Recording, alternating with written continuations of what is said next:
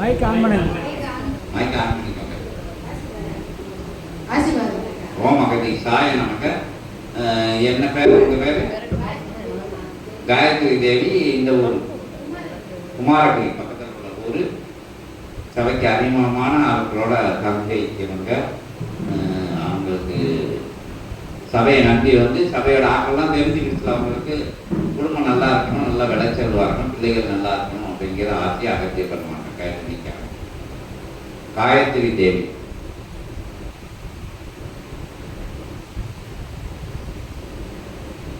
Time கிடைக்கல பூஜைக்கு வரணும். காலையில் எழுந்திரிச்சு விளக்கேற்றி மந்திரம் சொல்லணும். 48 நாளைக்கு கட்டாயம் சொல்லணும். அதான் இங்கே உள்ள ஆகும். திருநீர் வாங்கிட்டு போய் பூசுங்க. அதுக்கெல்லாம் அகத்திய பெருமான் காசு கொடுப்பார். சொல்லுவார். என்புற்று வாழ்க அகத்தியமே ஜெயம், ஆனந்தமே அகத்தியம்.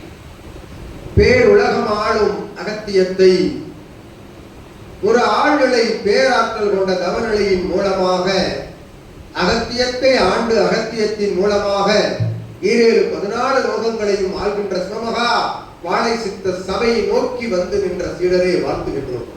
ஓம் அகதீசாய நமக. அற்புதமாக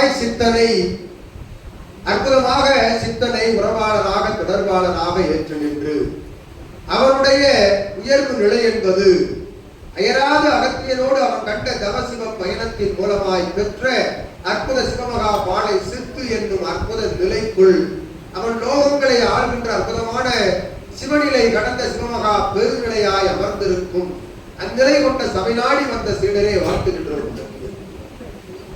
உயர்வாக சபையை ஏற்று உன்னத நிலை கொண்டு சபையை சரணடைந்து தடை சார்ந்தோர்களிடம் சபை பற்றிய நிலைதலையும் குறைத்து அவ்வப்பொழுது சபை தொடர்புக்குள் வந்திருந்து கலந்து ஏற்றமுடன் வளம் வருகின்ற பொழுது அனைத்து நிலைகளிலும் ஆரோக்கிய நலவள உடல் நலம் பெற்றும் அற்புதமாய் அருள் பொருள் வளம் பெற்றும் உயர்ந்து நிற்க அகத்தியன் நல்ல ஆசிகள் வழங்குவது.